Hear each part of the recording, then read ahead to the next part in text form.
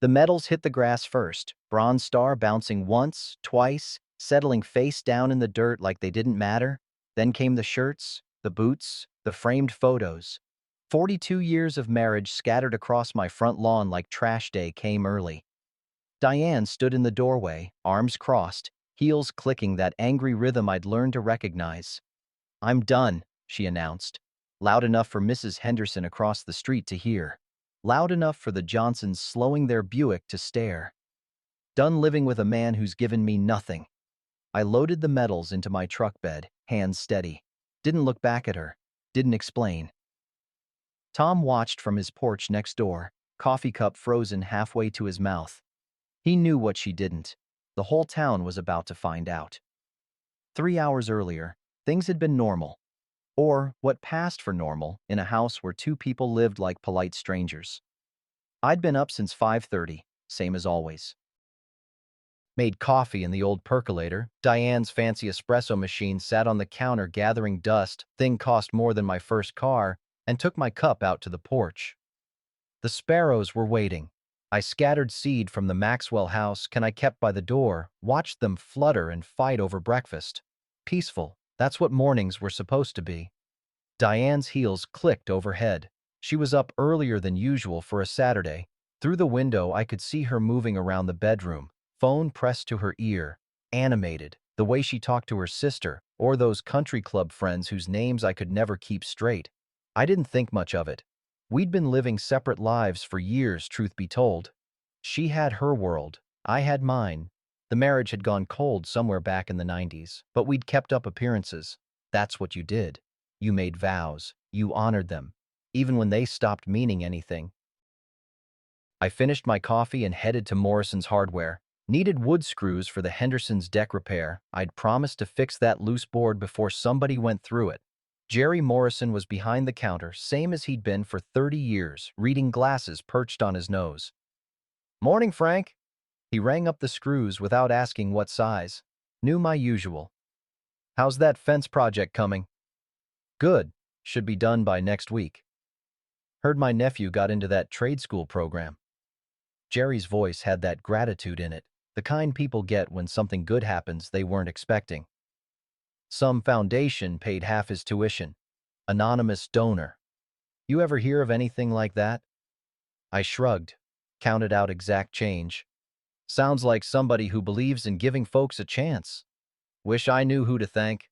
I picked up my bag. Sometimes the thank you is watching someone make good use of it. The drive home took 5 minutes. Our street, Maple, same house since 1983, was quiet except for Mrs. Henderson working her garden. She waved. I waved back. Then I saw my front yard. At first, I thought maybe the trash collectors had made a mistake, dumped the wrong house's garbage. But trash doesn't include uniform shirts, pressed and folded. Doesn't include books, framed photographs, a man's entire life cataloged in piles. I pulled into the driveway slow, truck engine ticking as I tried to make sense of it. Diane appeared in the doorway. She'd changed into that navy dress, the one she wore to church when she wanted to make impressions, hair done, makeup perfect, like she'd prepared for this. "What's going on?" I got out of the truck, boots crunching on gravel. "I'm done, Frank." Her voice was cold, rehearsed. "Done pretending. Done living like this." "Living like what?" "Like I'm married to someone who matters." She gestured at the yard, at the belongings scattered like evidence of my inadequacy. 42 years, you know what I have to show for it. This house in a nobody town, a husband who works on other people's porches for free, friends who pity me. Mrs. Henderson had stopped gardening. The Johnsons' Buick slowed to a crawl. "You're doing this here?" I kept my voice level. "Now? Where else? You're never home. And when you are, you're—" She waved her hand dismissively. "You're feeding birds, fixing somebody's deck, being useful to everyone except me." The medals caught my eye. My Bronze Star, the Purple Heart, I'd wrapped in my mother's handkerchief, the ribbons I'd earned carrying wounded men through rice paddies, all face down in grass that needed mowing. Something in my chest went tight. "I want you out," Diane said. "Today. I've already called Marcus. He's helping me with the paperwork." "Marcus?" Her nephew. The lawyer with the fancy office and the car he couldn't afford. "What paperwork?" "You'll see." She stepped back inside, started to close the door. Get your things off my lawn. You're embarrassing me. The door clicked shut. I stood there in my driveway feeling every neighbor's eye on me, feeling small, feeling like maybe she was right, maybe I was nobody, just an old man who fixed porches and fed birds. I bent down, picked up the bronze star. The ribbon was dirt-stained. The medal my buddy Martinez died earning, he'd taken the rounds meant for me, was covered in grass clippings. Frank, Tom's voice, close. He'd crossed over from his yard, moved quiet for a big man. Come on, let's get this stuff loaded. Tom, you don't have to.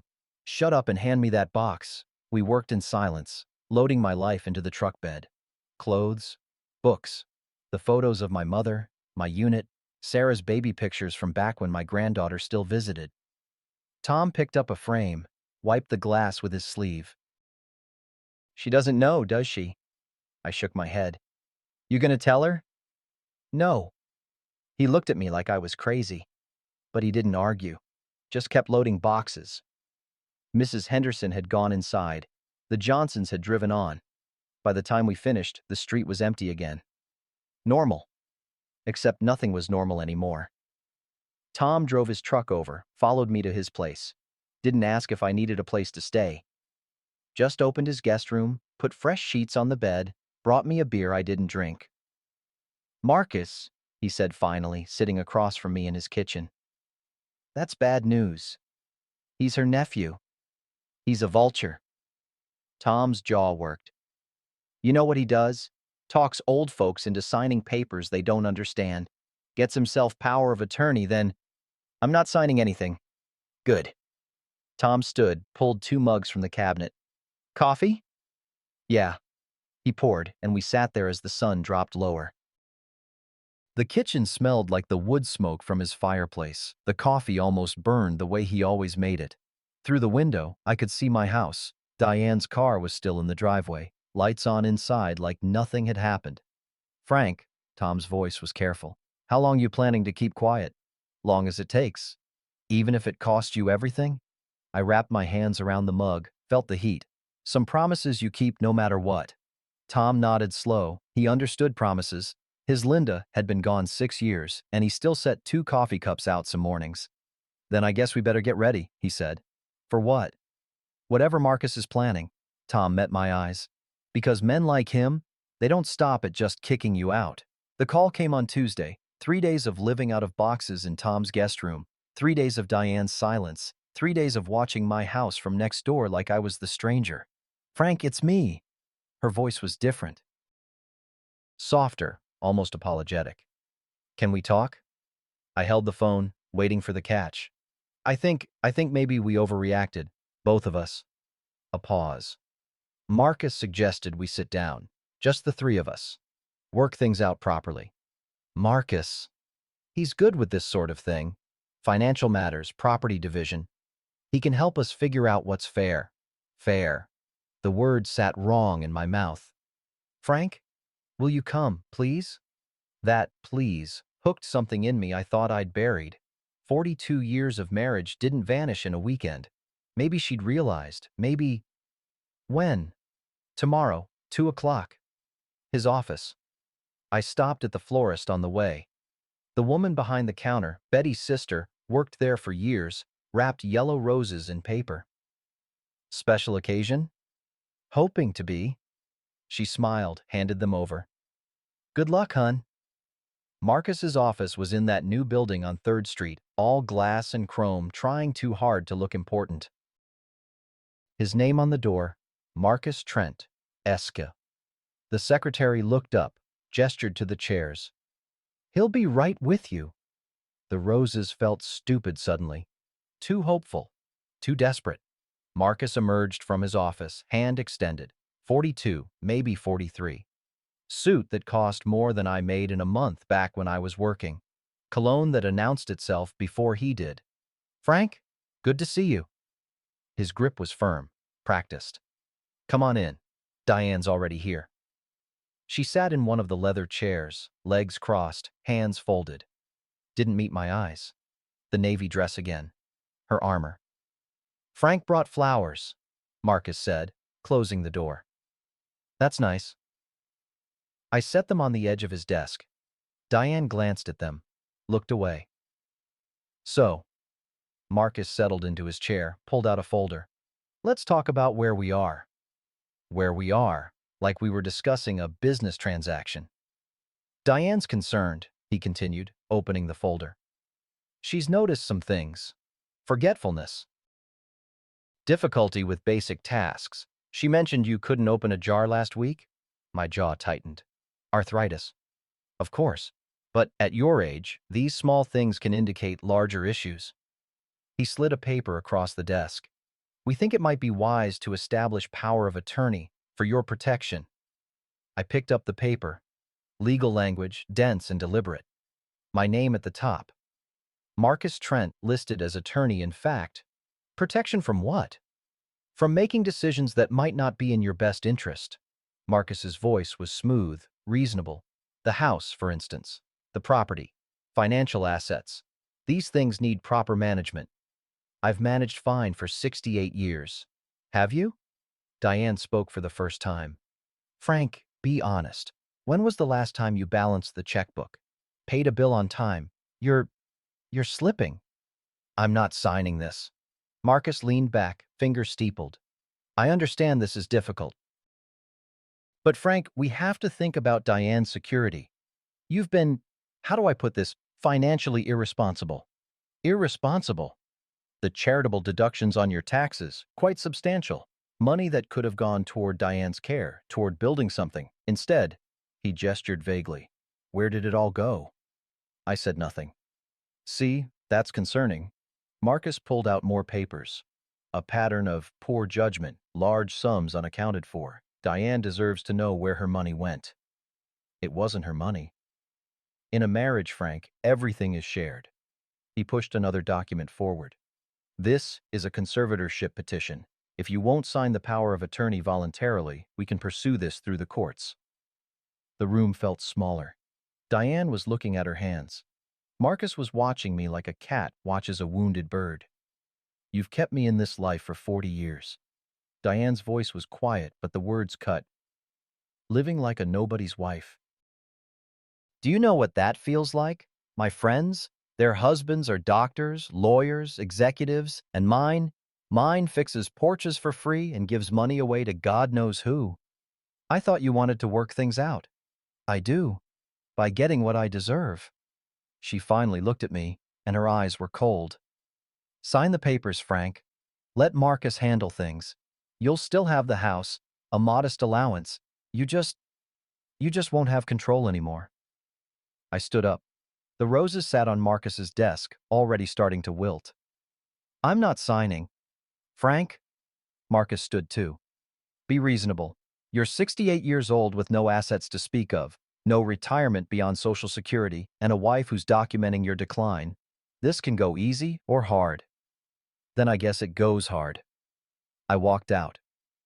Down the chrome hallway, past the secretary with her pitying look, into the parking lot where my '87 Ford sat between BMWs and Audis. The yellow roses stayed on Marcus's desk. I sat in the truck, hands on the wheel. Through the window, I could see Marcus on his phone, probably calling someone, probably starting whatever came next. My phone buzzed. Tom. How'd it go? About like you'd expect. You at his office? Yeah. Look at the third floor window, northwest corner. I looked up. Tom was there, standing in an office across the street, phone to his ear, watching. Been following you since you left, he said. Figured you might need backup. My throat went tight. Come home, Frank. We got planning to do.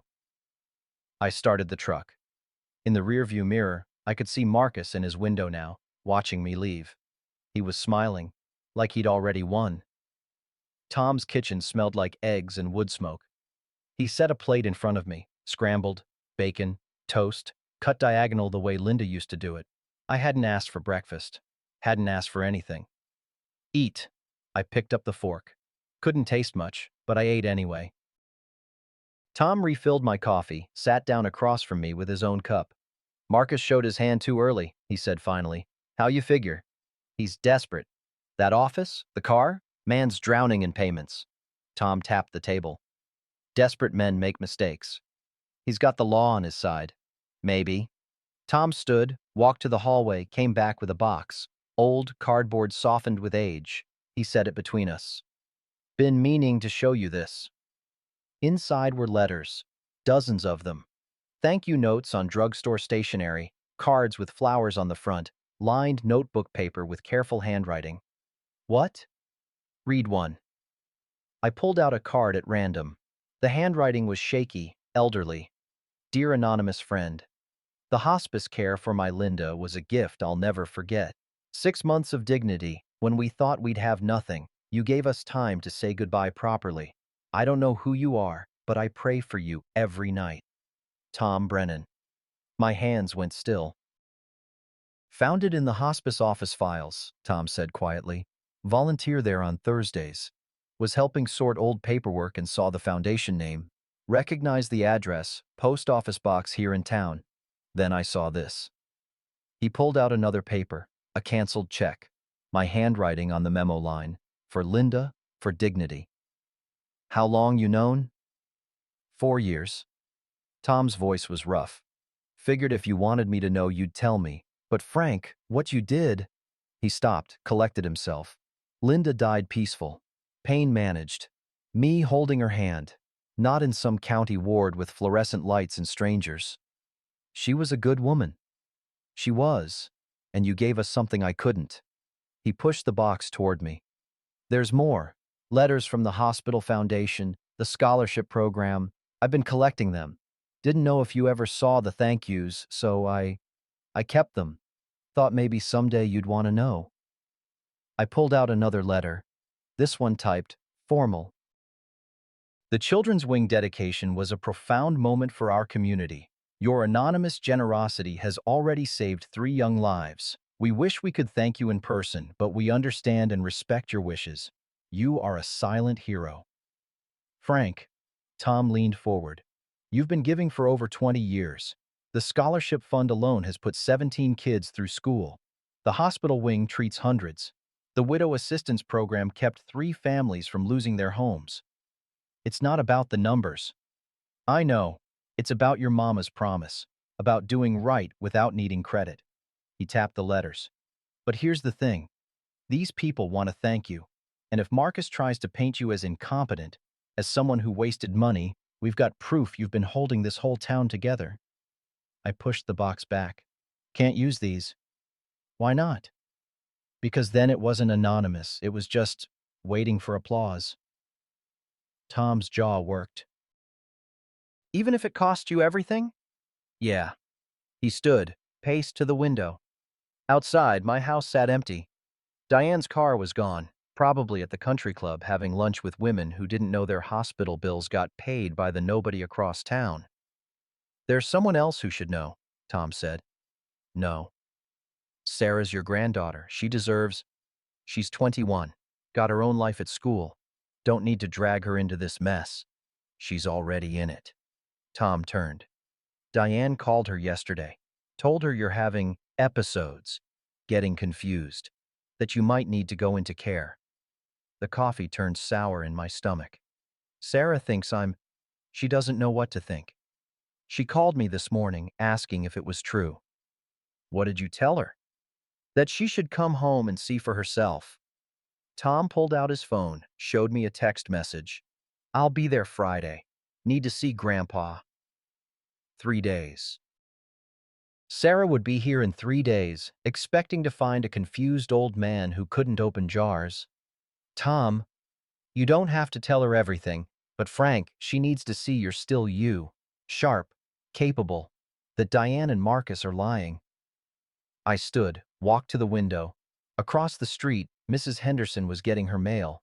She saw me, lifted her hand in a small wave. All right, I said. She can come, but Tom, no letters, no foundation talk. Just let her see I'm okay. Fair enough. But even as I said it, I wondered, would seeing me be enough? Or would Sarah see what Diane saw? An old man living in someone else's guest room, belongings in boxes, marriage in ruins. Would she see the nobody, or something more? Sarah arrived on Friday with questions in her eyes. She pulled up in her old Civic, The one I'd helped her buy 3 years back when she started college. Bumper stickers from her school. A crack in the windshield she kept meaning to fix. She got out slow, looking at Tom's house like she wasn't sure she had the right address. I met her on the porch. "Grandpa," she hugged me, and I could feel her checking, arms strong enough, balance steady, all the tests Diane had primed her to run. "Good to see you, sweetheart." "Grandma said—" She pulled back, studied my face. "She said you've been forgetting things, having trouble." "Your grandma's upset. We're going through some stuff." "Stuff like throwing your things in the yard?" Sarah's voice had an edge. "Mrs. Chen called my mom. Said the whole street saw." Tom appeared in the doorway. "Sarah, good timing. Just made a pot of coffee." Inside, Sarah sat at Tom's kitchen table, hands wrapped around a mug she wasn't drinking. I could see her cataloging, the guest room door open, my boxes visible, my life reduced to what fit in Tom's spare space. "So you're staying here now?" "Temporarily. And Grandma's in the house." "Yes." "With Uncle Marcus helping with paperwork." She made air quotes, and something in her tone reminded me she was studying education, not law, but she wasn't stupid. "Sarah, I got a call from him too. Uncle Marcus." She pulled out her phone, read from a text. "Your grandfather needs family support during this difficult transition. We're exploring care options that would give him structure and security." Care options? He means like a home, doesn't he? The coffee in my cup went cold. "He can't do that," I said. "I'm fine. Are you?" Sarah's eyes were wet. "Grandpa, I haven't visited in 8 months. I don't know what fine looks like for you anymore. And Grandma's saying one thing, Uncle Marcus is saying another, and you're living in Mr. Brennan's guest room eating eggs." "Tom. Call him Tom." "Fine. Tom's guest room." She wiped her eyes. "Just tell me the truth. Are you okay?" "Really okay?" I wanted to tell her everything, show her the letters, the foundation records, the proof that I wasn't just okay. I'd been holding things together while her grandmother complained about country club dues. But I'd promised my mama. Anonymous meant anonymous. "I'm okay," I said. She didn't look convinced. Tom cleared his throat. "Sarah, you hungry? I need to talk to Grandma." Sarah stood. "Get her side of this." "That's not—" I started. "She's still my grandmother. And if you two are splitting up, I need to understand why." She left before I could stop her. Civic pulling out of Tom's driveway, heading the 30 feet to my house. Diane's car was there. She'd been waiting. Tom and I watched from the window as Sarah went inside. "She's going to poison her," I said. "Maybe. Diane's good at that, making herself the victim. Sarah's smart. Smart doesn't mean immune." 20 minutes passed, then 40. Through my kitchen window, the window I'd replaced 2 summers back, I could see movement. Diane gesturing, Sarah sitting at the table, head in hands. When Sarah came back out, her face was set. She drove past Tom's house without stopping. My phone buzzed an hour later. Text message from Sarah. "I need some time to think. This is a lot. I'm sorry, Grandpa. I read it 3 times." Tom read it over my shoulder. "She'll come around." "You don't know that." "I know she's your granddaughter. Got your stubbornness, your—" "My what?" "My inability to speak up? My talent for letting people think the worst?" I set the phone down harder than I meant to. Diane just spent an hour telling her I'm losing it. That I gave away her inheritance to strangers. That I'm too proud to admit I need help. Did she mention the foundation? Probably just said I was financially irresponsible. Let Sarah fill in the blanks. I stood, paced. And the worst part? She's not entirely wrong. I did give money away. I am living in your guest room. On paper, I look exactly like the confused old man Marcus wants to put in a home. Tom was quiet for a long moment. "So what do you want to do?" I looked out at my house. Diane was closing the curtains, shutting me out one window at a time. "I don't know," I said. And for the first time in 68 years, I meant it. Sunday morning, I went to church. Tom offered to drive, but I took my own truck. Needed to feel like I still had control over something, even if it was just 10 minutes on familiar roads. The parking lot was half full when I arrived. Same cars, same spots. The Hendersons always parked under the oak tree, the Chens by the side entrance. I found my usual space in back, sat there for a minute with the engine ticking down. Through the windshield, I could see folks filing in. Mrs. Henderson in her Sunday dress, Betty from the diner with her sister, Deacon Williams holding the door. Normal people. Good people. Living their lives without knowing a stranger had paid hospital bills, covered scholarships, kept the lights on when things got dark. That's how it was supposed to work. I got out, walked toward the entrance. Mrs. Henderson saw me, and something crossed her face. Not pity exactly, but close. She touched my arm as I passed. Frank? Morning, Helen. I'm sorry about what happened with Diane. Her voice dropped. If you need anything, I'm all right. But her eyes said she didn't believe me. Inside, I took my usual pew. Third row from the back, right side, aisle seat. 42 years in the same spot, every Sunday except when I was deployed. The wood was worn smooth where my hand rested. Diane wasn't there. She'd been going to the early service lately. Different crowd, newer members, people who didn't remember when we were young. Pastor Williams started with a hymn, "Great is thy faithfulness." I knew every word, sang them quiet while the organ played. And around me, voices rose and fell. Betty's alto from 2 rows up. The Hendersons' off-key harmony, community. That's what this was. During the sermon, Williams talked about stewardship, about giving without expectation of return. The Lord loves a cheerful giver, he read, not because of the gift, but because of the heart behind it. I felt Tom's eyes on me from across the aisle. After service, I didn't rush out. Let people file past, shake hands, make small talk about weather and grandkids and the Methodists' upcoming potluck. Deacon Williams caught me at the door. Frank, got a minute? We stepped aside, let the crowd flow past. Heard you and Diane are having troubles. Williams had that pastoral concern voice, practiced but genuine. Anything I can help with? Don't think so, Deacon, but I appreciate it. Well, he squeezed my shoulder. Doors always open. And Frank, I don't know what she's saying, but I've known you 30 years. You're one of the steadiest men I've met. Something in my chest loosened. Thank you. Mean it. Whatever's happening, you keep your head up. I drove to Morrison's Hardware after that. Didn't need anything, but Jerry was open Sundays now, and the place felt like solid ground. Frank! Jerry looked up from the register. Didn't expect you today. Thought I'd pick up some sandpaper. Got a project. Yeah? What are you building? I hadn't thought that far. Birdhouse, I said. For Tom's yard. Jerry rang me up, and I realized it was true. I was going to build something, not because anyone asked, not because it solved anything, but because I could still create things with my hands. That afternoon in Tom's garage, I measured and cut. The smell of sawdust, the whine of the blade, the satisfaction of pieces fitting together. Tom brought me a beer I didn't ask for, sat on his workbench watching. Therapy? He asked. Something like that. The birdhouse took shape. Simple design, nothing fancy. Roof that would shed rain, hole-sized right for wrens. I sanded the edges smooth, checked the joints. You know, Tom said after a while, building things is a kind of legacy too. How you figure? When you're gone, this'll still be here. Birds'll use it, someone'll see it, and know a craftsman made it. He took a pull from his beer. That's worth something. I set down the sandpaper. Not the same as teaching someone why you build it. No, Tom agreed, but it's something. That night, I hung the birdhouse on Tom's oak tree, stood back, made sure it was level.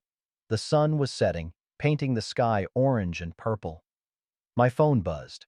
Text from a number I didn't recognize. This is Carol, Mr. Trent's secretary. He's filed the conservatorship petition. Court date set for 3 weeks. I thought you should know. The birdhouse hung there, perfectly level, completely useless against what was coming. The envelope arrived Tuesday morning, official and certified. Tom signed for it, brought it to the kitchen where I was drinking coffee. Conservatorship hearing, he said, setting it beside my cup. October 23rd, Judge Morrison presiding. I opened it. Legal language filled 2 pages. Petitioner alleges respondent lacks capacity to manage personal and financial affairs. Evidence of financial mismanagement. Pattern of confusion and declining mental faculties. My hands were steady reading it. That was something. Judge Morrison, I said. Any relation to Jerry? His brother. Tom poured himself coffee. Different as night and day. Jerry's practical. The judge is technical, goes by the book. That good or bad for me? Depends on what the book says. Tom sat down. Marcus will bring doctors. Probably. Documentation. Make it look scientific. I haven't seen a doctor in 3 years. Exactly. That'll be Exhibit A. Refusing medical care. Sign of denial. Tom tapped the paper. We need our own evidence. Character witnesses. People who can testify you're sharp. You. I'm your friend. Biased. We need neutral parties. He pulled out a pad, started writing names. Deacon Williams, Jerry Morrison, Mrs. Henderson. Her late husband served with you. She's got credibility. Betty from the diner. She sees you regular. I watched him write. Tom? We'll need financial records. Show your charitable giving was intentional, not... Tom. He looked up. I can't do that. Use the foundation as evidence. That makes it a shield instead of a secret. I know. He set down the pen. But Frank, if you don't defend yourself, Marcus wins. You lose the house, your autonomy, probably end up in some care facility where they decide when you eat and sleep, and I know what I lose. Then why? He stopped, rubbed his face. Your mama's been gone 23 years. She'd want you taken care of. She'd want me to keep my word. The kitchen went quiet, except for the wall clock ticking. Tom's coffee sat untouched, going cold between his hands. There's got to be another way, he said finally. That afternoon, my phone rang. Sarah. Grandpa? Hey, sweetheart. I got a call from a court clerk. Her voice was tight. About a conservatorship hearing. They're asking if I'll testify. My grip on the phone tightened. What did you say? I said I needed to think about it. A pause. Grandpa, is Uncle Marcus really trying to take control of your life? He's trying to help your grandmother, in his way. By declaring you incompetent? Anger leaked through. I've been doing research. Conservatorships are serious. They take away your rights, your everything, Sarah. And Grandma keeps saying you need protection, but from what? You seem fine to me. Upset, yeah, but who wouldn't be after... She stopped. I don't know what to believe anymore. Through Tom's window, I could see my house, Diane's car pulling out, heading to lunch or shopping or wherever she went to avoid thinking about what she'd started. Believe what you see, I said, not what people tell you to see. That's not helpful, Grandpa. It's all I got right now. She was quiet for a long moment. The clerk said I could testify for you, or against you, or not at all. What do you want to do? I want to know the truth. Her voice cracked. I want to know why Grandma hates you so much she'd do this. I want to know where all the money went that she keeps talking about. I want to understand. I closed my eyes, saw my mama in that hospice bed, felt her hand gripping mine. Promise me, Franklin, do it quiet-like. Sometimes understanding takes time, I said. We don't have time. The hearing's in 3 weeks. I know. So what do I do? Tell her, something whispered. Show her the letters, the foundation records, make her understand you're not the failure Diane painted. But then she'd know, and knowing would change everything. Change how she saw the scholarship that paid her tuition. Change how she saw every kindness I'd ever given her. Make it transactional instead of love. Do what feels right, I said. I'll be okay either way. That's not... Grandpa, you can't just... Frustration sharpened her voice. Fine, I'll figure it out myself. She hung up. Tom had been listening from the doorway. You're going to lose her. Maybe. Definitely, if you keep this up. He crossed his arms. Frank, I respect what you're trying to do, the principle of it, But there's principle and there's stupidity, and right now I'm not sure which one you're practicing. You think I should tell her? I think you should let someone fight for you. Me, Sarah, hell, even those letters in the box. He pointed at my house. Because Diane and Marcus, they're not playing fair. They're playing to win. So I should fight dirty too? I'm saying you should fight. Tom's voice went hard. Because if you don't, 3 weeks from now, you'll be signing papers in front of Judge Morrison, and that birdhouse you built, someone else will decide if you're allowed to build another one. That night, I sat on Tom's porch in the dark. Across the street, lights were on in my house. Diane moving past windows like a shadow in someone else's life. My phone buzzed. Email from Carol, Marcus's secretary. Mr. Whitmore, I don't know if this helps, but I found something in Marcus's files. He's planning to liquidate your assets quickly after conservatorship is granted. I think you should know. I'm sorry. Attached was a spreadsheet. Property valuations. Estimated proceeds. A timeline. Week 1, gain conservatorship. Week 2, list house. Week 3, liquidate investments. Week 4-6, disperse to appropriate care facility. At the bottom, in Marcus's handwriting, commission, 15%. Should clear debts by Christmas. I forwarded it to Tom without a word. 5 minutes later, he was on the porch beside me. He's not trying to protect you, Tom said quietly. He's trying to rob you. I know. You still won't fight? I looked at the birdhouse hanging in his oak tree. In 3 weeks, someone else would own the tree, the house, everything. I'm thinking, I said. And for the first time, I meant it. The next morning, I drove to the county courthouse. Not because I had business there, the hearing was still 2.5 weeks out, but because I needed to see the place. Understand the ground where this would play out. The building was old marble and newer additions, like someone kept trying to modernize something that resisted change. I walked through the metal detector, nodded at the deputy who waved me through, and found the courtroom assignments posted on a board. Judge Morrison, Courtroom 3B, Family and Probate Matters. I climbed the stairs, found the room. Door was open, chairs empty, that particular silence of a space waiting to be filled with other people's problems. The judge's bench sat high, American flag to one side, state flag to the other. I imagined sitting there, the respondents' table on the right, Marcus and Diane on the left, with their experts and their folders. 3 weeks. Can I help you? A clerk, young woman with glasses and a stack of files, stood in the doorway. Just looking, I said. Court's not in session till 10. I know. I've got a hearing here. October 23rd. Her expression shifted, recognition, then sympathy. Oh, the Whitmore matter. That's what I'd become, a matter. Yeah. Well, she adjusted her files. Good luck. I left before she could offer more pity. Downtown, the library sat across from the diner. I hadn't been inside in months, but the smell was the same, old paper and floor wax, and that particular mustiness of knowledge stored in quiet. The librarian, Mrs. Patterson, looked up from her desk. Frank Whitmore, been a while. Need to use a computer? Sure. You remember how, or you need... I remember. I logged into a public terminal, opened a search engine, typed conservatorship defense strategies. The results were overwhelming. Legal jargon, forum posts from desperate families, attorney advertisements. I clicked through a few, read about burden of proof, about how petitioners needed to show clear and convincing evidence of incapacity, but I also read about how judges usually sided with caution.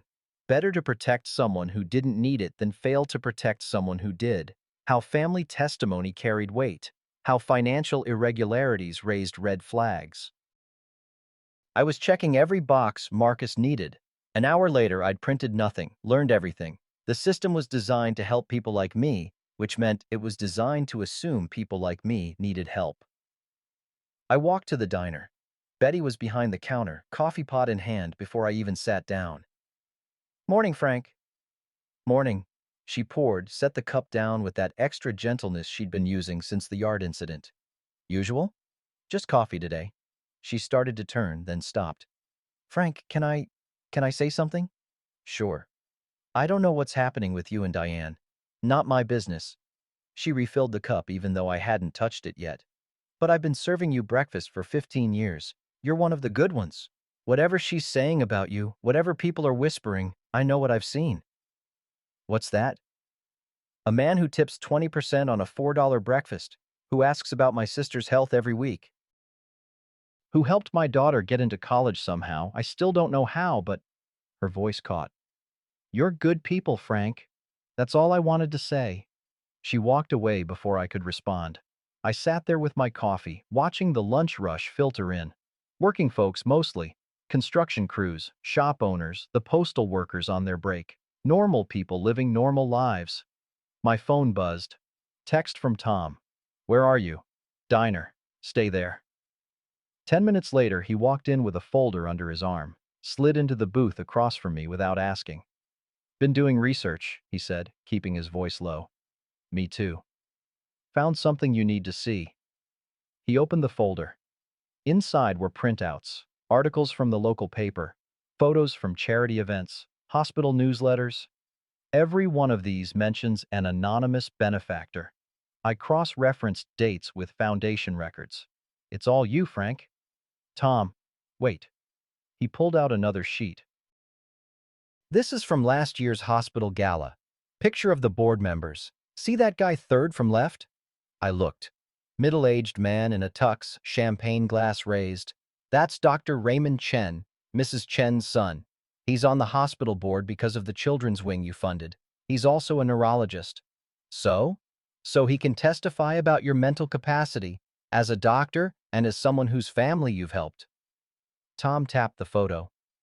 He's credible, Frank, not biased like me, and if I approach him the right way, he doesn't even need to know about the foundation. Just needs to examine you, certify you're competent. I pushed the folder back. No. Why not? Because it's still using what I did. Still making it transactional. Tom's face reddened. You know what, Frank? I'm tired of this. Your mama made you promise to give anonymously. Fine, noble, beautiful. But she didn't make you promise to be a martyr. That's not… Yes, it is. He leaned forward. You're so busy protecting your secret that you're willing to lose everything. The house where you raised memories, your independence, your relationship with Sarah, maybe even your freedom. It's principle. It's pride. Tom's voice was hard now. And I love you like a brother. But I'm telling you, your mama wouldn't want this. Linda wouldn't want this. Hell, I don't want this. Then don't watch. The words came out colder than I meant. Tom sat back like I'd slapped him. Fine. He closed the folder. You want to do this alone, go ahead. But when you're sitting in that courtroom and Marcus is reading off his list of your failures, and Diane's crying about how worried she is, and the judge is signing papers that take away your life, don't say I didn't try. He stood, dropped $20 on the table for my coffee. Tom, I'll be at the house if you change your mind. He walked out. The diner suddenly felt too small, too quiet despite the lunch crowd noise. Betty came over, picked up the 20, brought back change I didn't want. Lover's quarrel, she said, trying for lightness. Something like that. I sat there another hour, watched people come and go, thought about Tom's face, Sarah's confusion, the judge's empty courtroom waiting to be filled, thought about my mama's hand in mine, her last request, thought about the birdhouse hanging in Tom's tree, perfectly level, perfectly useless. At some point, Betty brought me a piece of pie I didn't order. Apple, still warm. On the house, she said. I ate it slow, tasting cinnamon and butter and something that might have been kindness. When I finally left, the afternoon sun was slanting low. I drove past my house without stopping, past the church, past Morrison's hardware. Drove to the cemetery where my mama was buried. Her stone was simple. Eleanor Whitmore, beloved mother, 1934 to 2002. I sat on the grass beside it, same as I did every few months. Told her about Diane, about Marcus, about the corner I'd backed myself into. Don't know what to do, Mama, I said to the granite. Keep my word to you, or fight for what's left of my life. The wind moved through the oak trees. Birds called. The stone said nothing. But sitting there, I remembered something else she'd said. Not at the end, but years before, when I'd asked her advice about some long-forgotten problem. Franklin, doing right doesn't mean doing nothing. Sometimes the righteous path is the hard fight. I stood, brushed grass from my jeans, drove back to Tom's house as the sun touched the horizon. He was on the porch, beer in hand, not looking at me when I pulled up. Tom, yeah, that folder. You still got it? He met my eyes then. Yeah. And Dr. Chen, you think he'd see me? Probably. I climbed the porch steps, sat in the chair beside him. I'm not using the foundation, not telling Sarah, not making a big show. But I'm not going down without a fight either. Tom was quiet for a moment. Then he handed me his beer, went inside, came back with the folder and a fresh bottle. Tomorrow, he said. We start tomorrow. Okay. We sat there as darkness came on, watching my house across the street. Diane's silhouette moved past a window, unaware that something had shifted. I'd spent 23 years being invisible. Time to let people see just enough. The call from Carol came on a Wednesday, 10 days before the hearing. Mr. Whitmore, there's been a change. Marcus scheduled an emergency town council meeting for tonight. He's pushing to have you declared a public concern. Something about property maintenance violations, unpaid utilities on your house. I don't own the house anymore. Diane's living there. I know, but he's listing you as the owner of record. It's a setup, Mr. Whitmore. He wants public documentation of your decline before the court hearing. I hung up, told Tom, son of a... He grabbed his keys. We're going. Tom, if I show up, it looks defensive. If you don't show up, it looks like you can't. He was already heading for the door. Sometimes you gotta be present to be heard. The council met in the courthouse basement, folding chairs on linoleum, fluorescent lights buzzing overhead. By the time we arrived at 7, half the town was already there. Mrs. Henderson in the third row, Betty and her sister near the back, Jerry Morrison standing against the wall, and in the front row, Diane, wearing black like she was in mourning, Marcus beside her in his courtroom suit, leather briefcase open, papers arranged. Sarah sat 2 rows behind them. She saw me, and something crossed her face I couldn't read. Council President Bill Hendricks called the meeting to order, reading through routine business, park maintenance budget, stop sign petition, library hours. Then, Item 7, petition regarding property at 447 Maple Street. Mr. Trent? Marcus stood, all polish and professional concern. Thank you, Mr. President. I'm here representing Mrs. Diane Whitmore regarding ongoing concerns about the property at 447 Maple, currently owned by Mr. Franklin Whitmore. He pulled out photos, passed them to the council members. As you can see, there are multiple violations. Unmowed lawn, peeling paint, mail accumulating in the box. The property has become an eyesore and potentially a safety hazard. I looked at the photos. He'd taken them from an angle that made everything look worse. Weeds emphasized, shadows exaggerated. Mr. Whitmore has shown an inability to maintain basic property standards, Marcus continued. Combined with other concerning behaviors, we believe this demonstrates a pattern of decline that warrants community intervention. Councilman Davies leaned forward. Where is Mr. Whitmore living currently? With a neighbor? He was asked to leave the residence after several concerning incidents. Asked to leave his own house? Davies looked skeptical. For everyone's safety, Diane said, standing. Her voice trembled just right. My husband has been... He's not himself anymore. Forgetting things. Confused. I couldn't keep pretending everything was fine. The room murmured. I felt Tom's hand on my arm. Steady.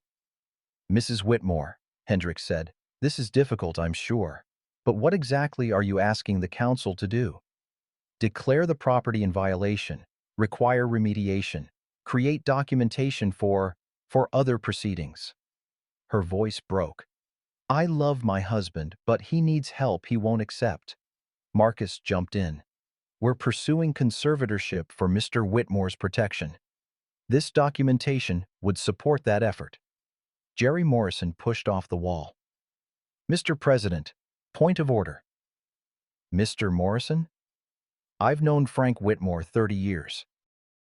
Served on this council with him back in the 90s. And I'm having trouble squaring the man I know with what's being described here. Your friendship is admirable, Marcus said smoothly. But personal loyalty doesn't change objective facts. The property violations are documented. By you. From one angle, on one day. Jerry looked at Hendricks. I drive past that house every day going to my store. It's not perfect, but it's not condemned either. This feels less like community concern and more like legal maneuvering. Mr. Morrison? Marcus's smile tightened. And another thing.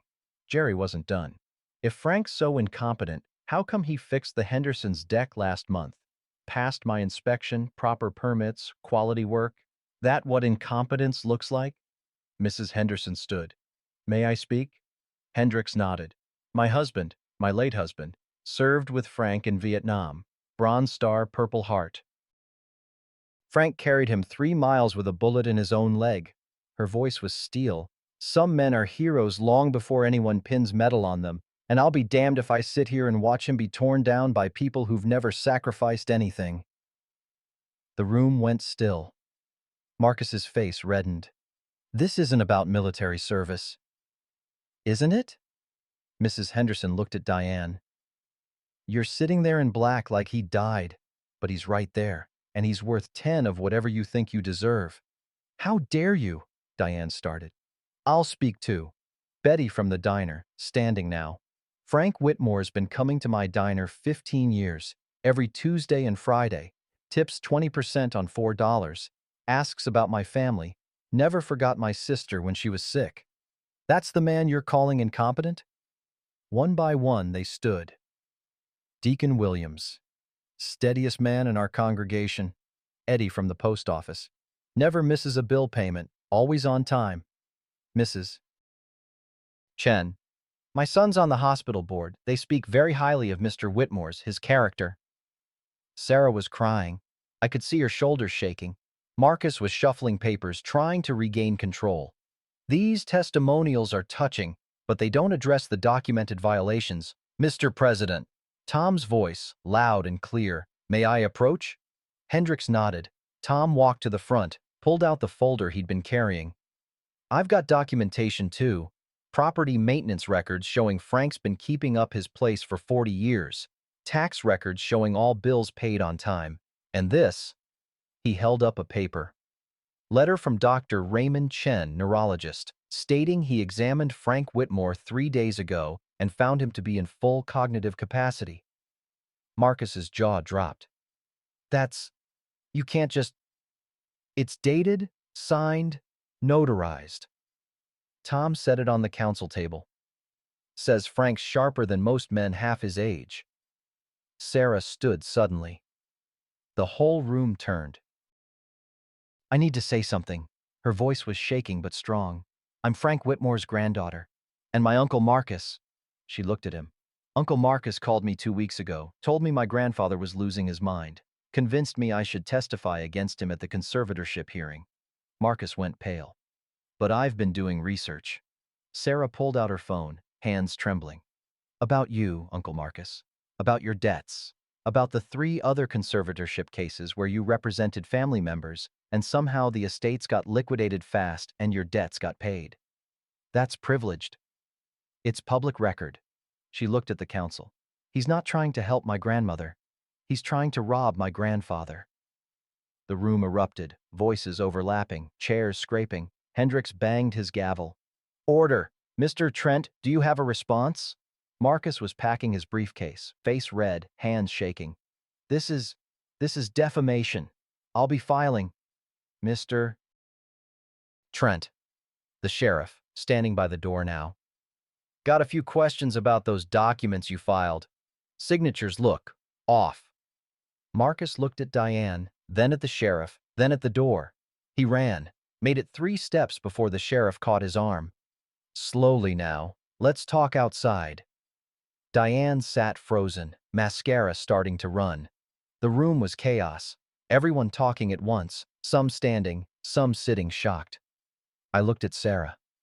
She was looking back at me, tears streaming, but she was smiling. I walked over, didn't say anything, just opened my arms. She fell into them. I'm sorry, Grandpa. I'm so sorry. Nothing to be sorry for, sweetheart. I should have known. Should have trusted you. You did trust me. In the end. I held her tighter. That's what matters. Behind us, Hendricks was calling for order. Davies was motioning to table the property violation, and somewhere outside, Marcus was learning what accountability felt like.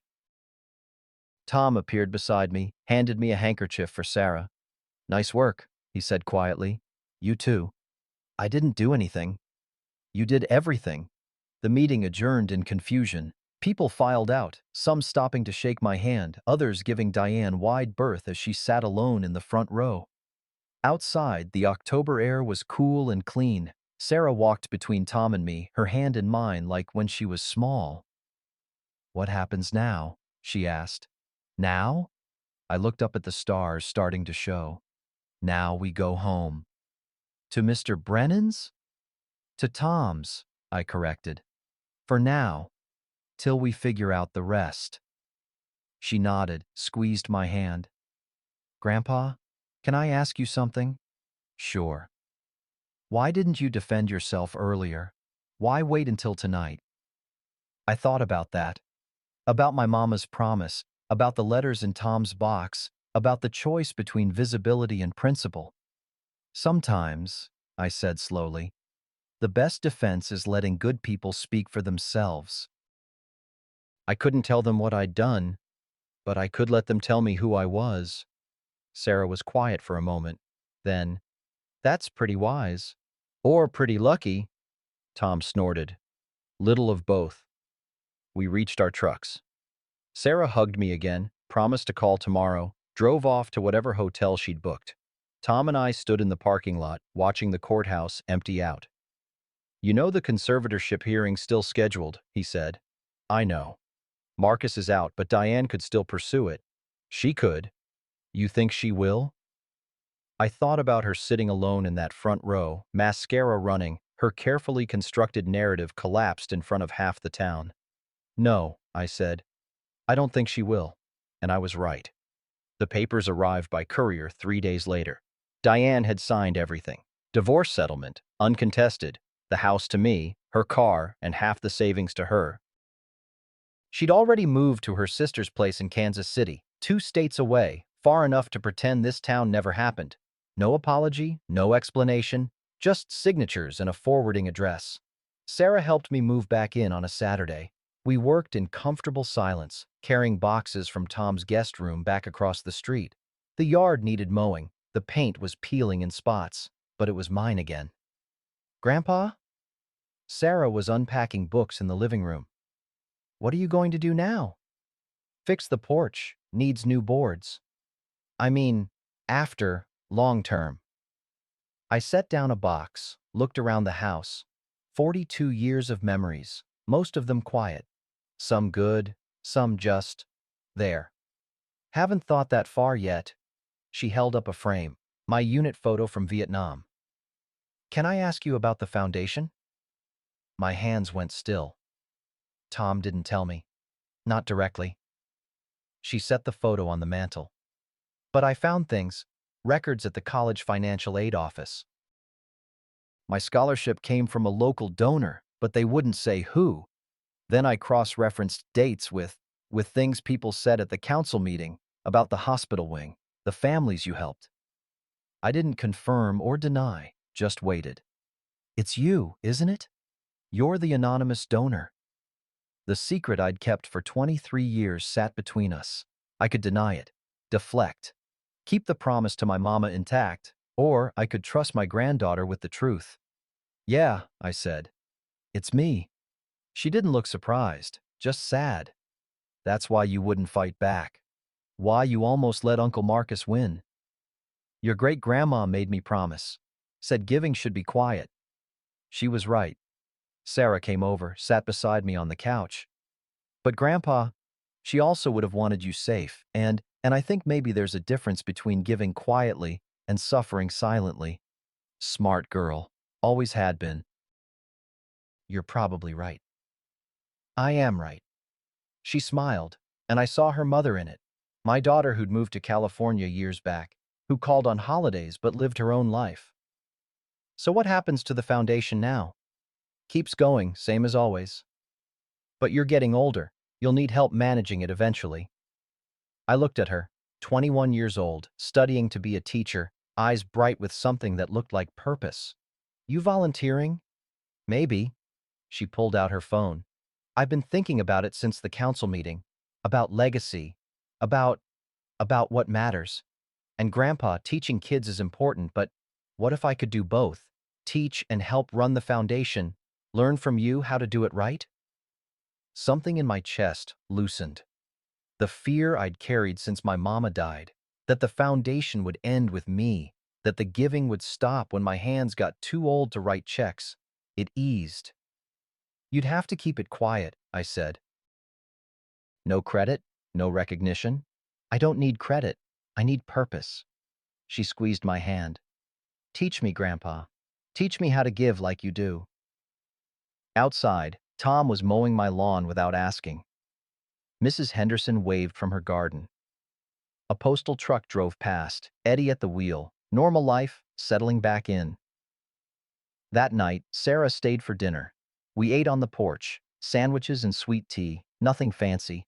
Sparrows gathered for the seed I scattered, same ritual as always. My phone buzzed, email from someone named Jennifer, a teacher in the next county over. Dear anonymous friend, I was one of your scholarship recipients 8 years ago. I'm a teacher now, starting my own scholarship fund for students in need. I don't know if you'll see this, but thank you. You changed my life. Now I get to change others. That's the real gift.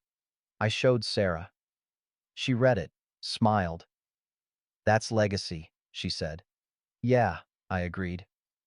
It is. The sun set behind the oaks. Coffee steam rose between us, and for the first time in months, everything felt enough. There's something they don't tell you about getting older. It's not the aching knees or the reading glasses held together with tape. It's not even watching your hair go gray or your friend's name show up in obituaries. It's realizing that most of what you thought mattered, the house, the car, the stuff you accumulate, none of it stays with you when you go. What stays is what you gave away. My mama understood that. Lying in that hospice bed 23 years back, she didn't ask me to build monuments or make a name for myself.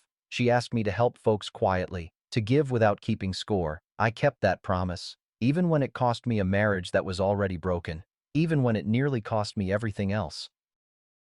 But here's what I learned, sitting on this porch with my granddaughter, asking to learn the family business of anonymous kindness. You can't take your principles to the grave, but you can pass them to willing hands. That's the real inheritance. Not money, not property, but the wisdom of why you give and who you become in the giving. Sarah's going to do it better than me. She's got her grandmother's sharp mind and, God willing, some of my mama's heart. She'll teach teachers, who'll teach students, who'll teach their own kids someday. Ripples going out farther than I'll ever see. That's enough. More than enough. So if you're reading this or listening to some stranger tell my story, here's what I hope you take away. Respect the people who raised you. Honor the promises you make. And when you get the chance to help someone, do it quiet-like. Not because you're hiding, but because some gifts shine brighter when they're not looking for applause. The sparrows are waiting. Time to scatter some seed.